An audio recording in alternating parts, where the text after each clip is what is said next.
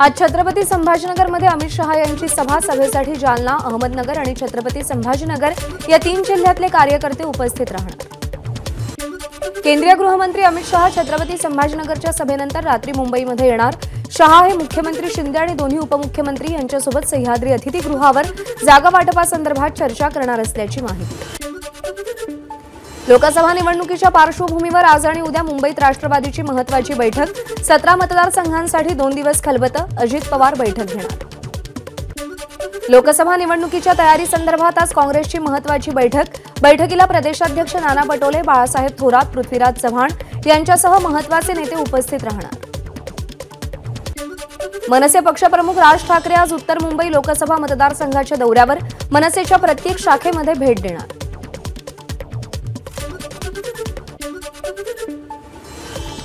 युगेंद्र पवार अजित पवारांची साथ सोडून सुप्रिया सुळेंच्या प्रचारासाठी मैदानात। युगेंद्र पवारांचे बारामती तालुक्यातील पारवाडी गावात जल्लोषात स्वागत। 2 दिवस युगेंद्र पवार गावभेट दौरा करणार। ठाकरे गटाचे माजी खासदार अनिल देसाई मुंबई आर्थिक गुन्हे शाखा कार्यालयात चौकशीसाठी दाखल। पक्षनिधी खात्यातील 50 कोटी काढल्याचा अनिल देसाईंवर शिंदे गटाचा आरोप। आर्थिक गुन्हे शाखेकडे तक्रार करण्यात आली होती आणि त्या संदर्भात चौकशीला अनिल देसाई उपस्थित। 5 जागांवरून ठाकरे गट आणि शरद पवार गटामध्ये भांडण सुरू। महाविकास आघाडीमध्ये 15 जागांवरून तिढा निर्माण। महाविकास आघाडीशी युतीबाबत प्रकाश आंबेडकर यांचं वक्तव्य। राहुल गांधींची भारत जोडो न्याय यात्रा 12 मार्चला धुळे जिल्ह्यातील दोंडाईत, तर 13 मार्चला सोनगीर, देवभाने, देवपूर मार्गे रॅली आणि त्यानंतर शिवाजी महाराजांच्या पुतळ्याजवळ राहुल गांधींची जाहीर सभा। मनसरमधल्या सभेमध्ये अजित पवारांनी नाराजी व्यक्त केली। आपल्याला संधी का दिली नाही, अजित पवारांचा सवाल। 60च्या पुढे गेलो, 70 झाल्यावर संधी मिळणार का, अजित पवारांचा शरद पवारांना टोला।